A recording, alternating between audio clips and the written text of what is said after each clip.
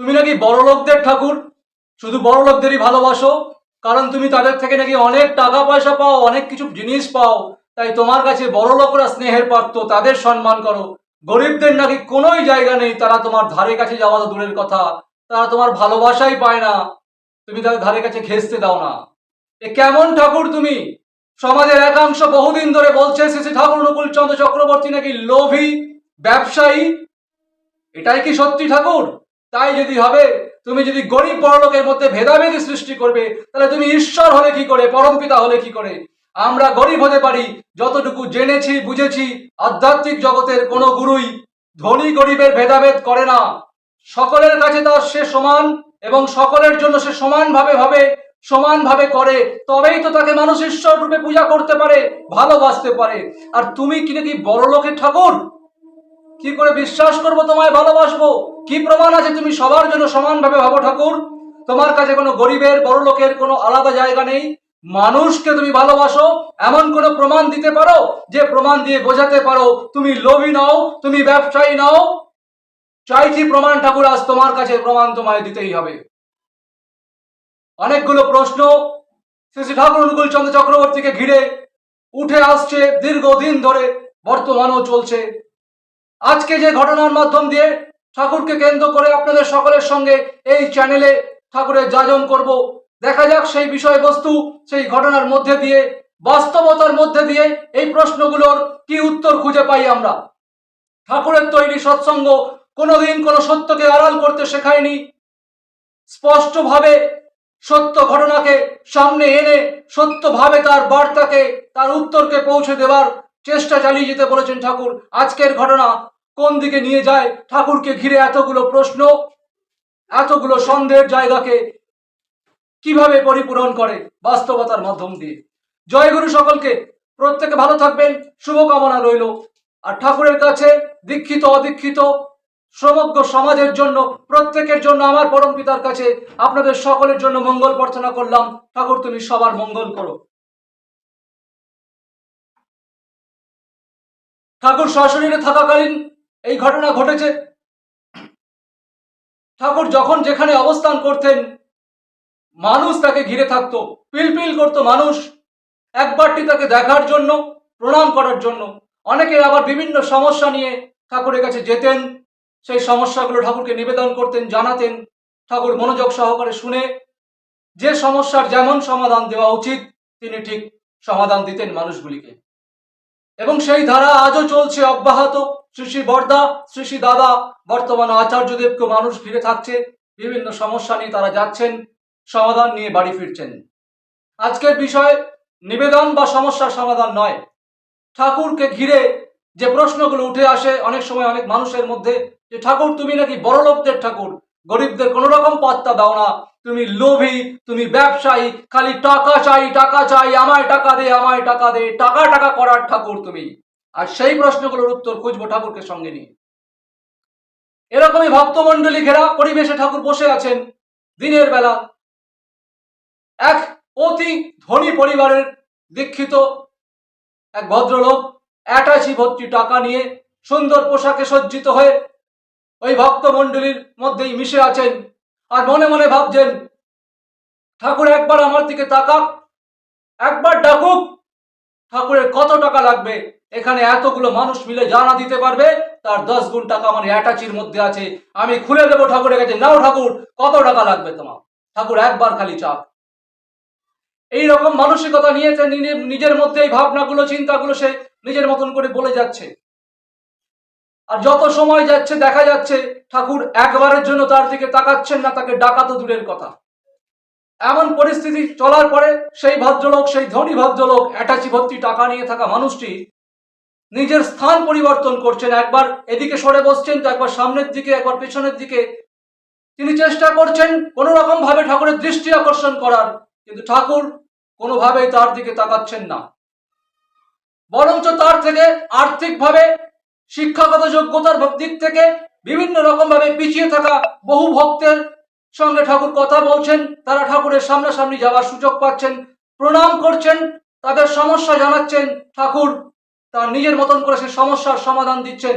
তার মধ্যে বহু হতদরিদ্র গরিব অশিক্ষিত মানুষও একই সমান সুযোগ পাচ্ছেন ঠাকুরের কাছাকাছি গিয়ে তাদের সমস্যার কথা জানানোর, প্রণাম দর্শন করার। কিন্তু ওই ধনী ব্যক্তি যিনি অ্যাটাচি ভর্তি টাকা নিয়ে সমানে ঘুরঘুর করছেন, ঠাকুর একবার চাইলেই তিনি টাকা দিয়ে ঠাকুরকে ভরে দেবেন, এই মানসিকতায় ভরে থাকা মানুষটিকে ঠাকুর দেখছেনই না।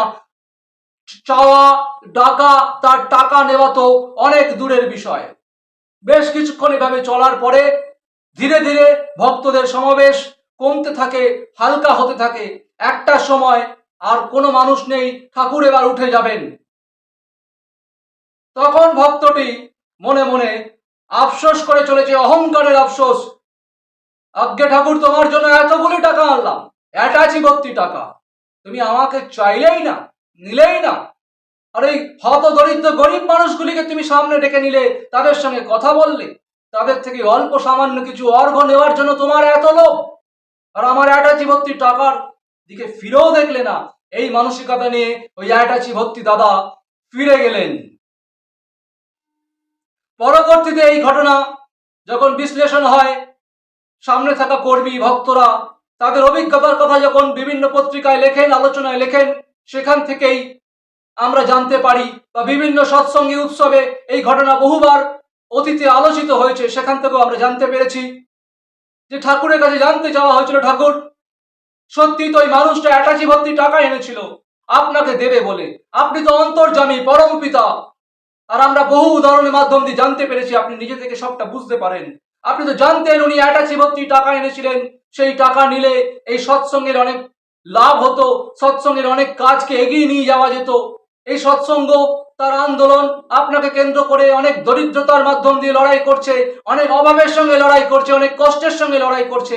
সৎসঙ্গের কর্মীরা অনেক আত্মত্যাগের সঙ্গে লড়াই করছে, তারা দুবেলা দুমুঠো খাবার খেতে পারছে না ঠিক মতো। ঠাকুর, আপনি তো সব জানতেন, তারপরও কেন ওই অ্যাটাচি ভর্তি মানুষ, টাকা ভর্তি মানুষটাকে একবারও কাছে ডাকলেন না, তাকে বললেন না তোমার টাকাগুলি দাও? তার উত্তরে ঠাকুর কি বলেছিলেন জানেন? এই উত্তরের মধ্যে দিয়ে বুঝে নিন ঠাকুর লোভী কিনা, তিনি ব্যবসায়ী কিনা, তিনি ব্যবসা ফেলেছেন কিনা, তিনি গরিব বড়লোকের মধ্যে ভেদাভেদ তৈরি করেছিলেন কিনা, আজও করছেন কিনা, তিনি কি শুধুই বড়লোকদের ঠাকুর, নাকি তিনি গরিবদের ঠাকুর, নাকি তিনি সবার ঠাকুর? এই প্রশ্নের উত্তর ঠাকুর কি দিয়েছিলেন, তার মধ্যে দিয়ে আপামর সৎসঙ্গী সমাজকে বুঝতে হবে, অদীক্ষিত সমাজকে বুঝতে হবে, যারা ঠাকুরের নিন্দুক, যারা ঠাকুরের সমালোচনা করে চলছেন, যারা ঠাকুরকে আক্রমণ করছেন, ব্যঙ্গ করছেন, তাদের সকলকে বুঝতে হবে শ্রী ঠাকুর অনুকূল চন্দ্র চক্রবর্তীর আসল চরিত্র কি, মানসিকতা কি। ঠাকুর এই প্রশ্নের উত্তরে স্থানীয় কর্মীদের, গুরু ভাইদের বলেছিলেন, শুনে রাখো মনু, পরম পিতা কখনো কারোর অহংকারের কোনো বিষয়বস্তু গ্রহণ করে না। কেউ যদি মনে করে থাকে তার দাম্ভিক আচরণ, তার অহংকারে পরিপূর্ণ ধন সম্পদ দিয়ে পরম পিতাকে ভরিয়ে দেবে, সৎসঙ্গকে ভরিয়ে দেবে, একটা কানা করিও পরম পিতা ছুঁয়ে দেখবে না, নেওয়া তো দূরের কথা। পরম পিতা কি নেয় জানো? তোমাদের অন্তরের ভাব, অন্তরের ভালোবাসা, শুদ্ধ পবিত্র আন্তরিক অনুদান, সে যতই ছোট হোক, তোমরা যদি খুব অন্তর দিয়ে সহজ সরল ভাবে পরম পিতাকে দিয়ে খুশি হব, পরম পিতাকে দিয়ে তৃপ্তি পাবো, কৃতার্থ বোধ করবো, জীবন উতরে যাবে যদি এই মানসিকতায়, এই সহজ সরল ভালোবাসায় পরম পিতাকে এক আনাও দাও, এক পয়সাও দাও, পরম পিতার দুহাত ভরে কপালে ঠেকিয়ে নেবে গো। পরম পিতা তোমাদের ভালোবাসে, তোমাদের টাকা পয়সা ধন সম্পদ কোনো কিছু চায় না, তোমাদের এই আন্তরিক পবিত্র দেবার আকুতি, সেই মানসিকতাকে পরম পিতা গ্রহণ করে। ওই অ্যাটাচি ভর্তি টাকা যে ভদ্রলোক নিয়ে এসেছিল জানো, সে টাকা দিতে আসেনি, সে সৎসঙ্গের উপকার করতে আসেনি, সৎসঙ্গকে ভালোবেসে কিছু দিতে আসেনি, সে তার অহংকারকে দেখাতে এসেছিল সে কত ধনী, তার দেওয়ার কত ক্ষমতা আছে, সে কতটা বিত্তশালী, এইটা প্রমাণ করতে এসেছিল। আর এরকম প্রমাণ করা মানুষের থেকে পরম পিতা লক্ষ লক্ষ টাকা নেওয়া তো দূরের কথা, এক আনা এক পয়সাও নেবে না, কোনোদিন নেয়নি, এমন বহু ঘটনা আছে। প্রসঙ্গক্রমে বলে রাখি, আজকের যাজন ঠাকুর লোভী, ঠাকুর ব্যবসায়ী কিনা, এই প্রশ্নকে ঘিরে আজকের এটা প্রথম পর্ব। পরবর্তীতে আরো একাধিক পর্ব হতে পারে, আরো একটি পর্ব তো অবশ্যই হবে, সেটা আগামী দিনে আসবে। আপনারা আবারও শুনবেন আরো এক বাস্তবিক ঘটনা, আরো এক আমেরিকান ধনী সাহেবের সঙ্গে ঠাকুরের লীলা। সেখানেও ঠাকুর বোঝাচ্ছেন যে তিনি কি মানসিকতা নিয়ে চলেছেন। এবার ঘটনার আরেক দিকে আসি, যে ঠাকুর ধনী গরিব ভেদাভেদ তৈরি করেন, বড় লোকদের কাছে ঘেঁষতে দেন, গরিবরা নাকি সুযোগ পায় না। এই ঘটনা দিয়ে তো ঠাকুর বুঝিয়ে দিলেন যে ওই বড় লোক ধনী অহংকারী মানুষটাই বরঞ্চ ঠাকুরের কাছে যাওয়ার সুযোগ পেলেন না, কারণ তার ওই ঘৃণ্য নোংরা মানসিকতাকে পরমপিতা প্রশ্রয় দেননি, আগামীতেও দেবেন না। বরঞ্চ তার থেকে পিছিয়ে থাকা গরিব, হতদরিদ্র, অশিক্ষিত, অসামঞ্জস্য জামা কাপড় পরা, কথা ভালো করে বলতে না পারা এমন বহু মানুষ পরমপিতার কাছাকাছি যেতে পেরেছিলেন, কথা বলতে পেরেছিলেন, তাদের সমস্যার সমাধান পেয়েছিলেন। তাদের সামান্য অর্ঘ্য, তাদের সামর্থ্য অনুযায়ী পরমপিতাকে উজাড় করে দিয়েছেন, আর পরমপিতা দুহাত ভরে তা গ্রহণ করেছেন। ওই ধনী মানুষটির সামনেই ঠাকুর এমন অনেক গরিব মানুষকে ডেকেছিলেন যাদের সেরা জামা কাপড় পরা ছিল, যাদের দেওয়ার সেরকম সামর্থ্য ছিল না, কিন্তু আন্তরিকতা ছিল।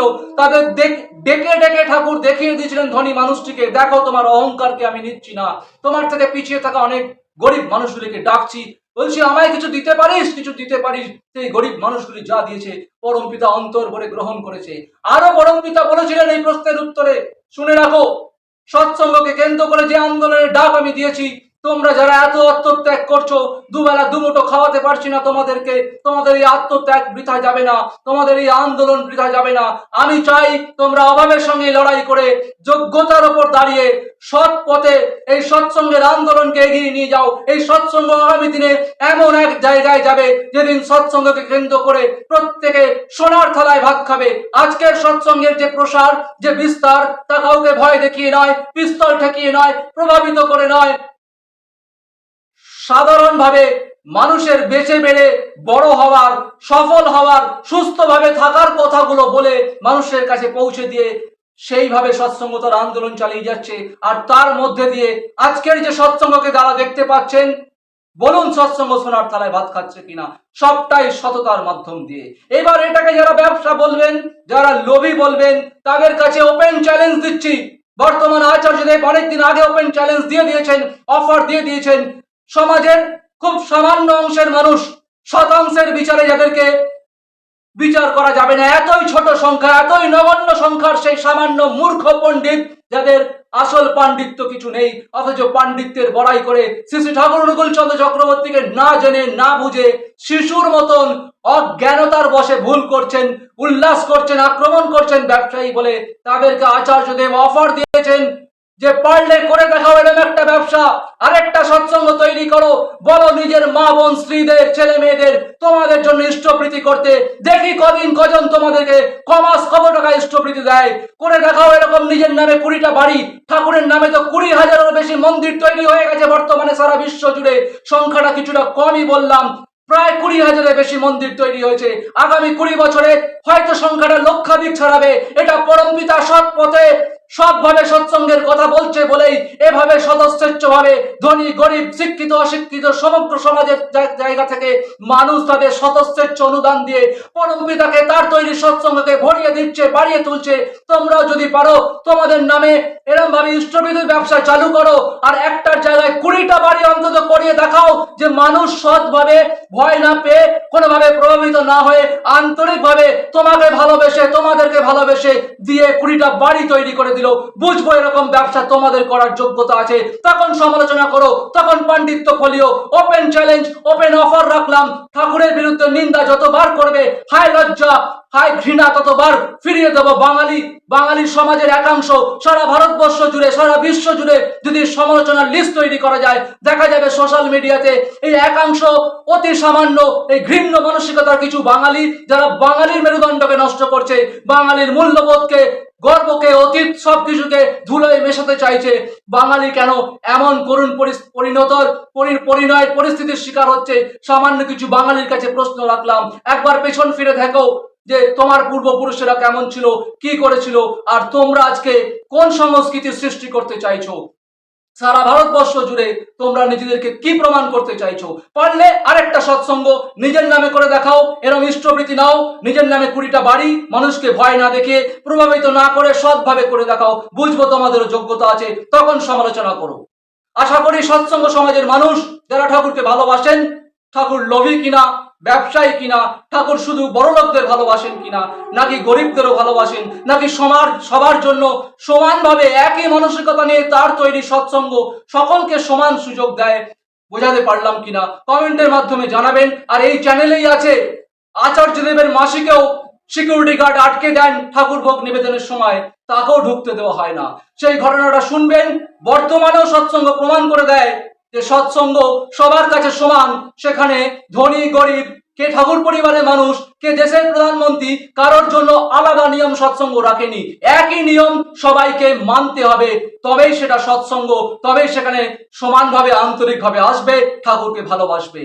আপনারা কমেন্টের মাধ্যমে জানাবেন আজকে ঠাকুরের এই ঘটনা, এই উত্তর আপনাদের কতটা অনুপ্রাণিত করলো, কতটা ভালো লাগার জায়গা তৈরি করলো, বিশ্বাসকে আরো কতটা দৃঢ় করলো। আরো একবার ঠাকুরের কাছে সকলের মঙ্গল প্রার্থনা করি। কাউকে আক্রমণ করার জন্য বললাম না, ঠাকুরকে আক্রমণ করবেন, উত্তর পাবেন। প্রত্যেককে জয় গুরু, বন্দে পুরুষোত্তমম।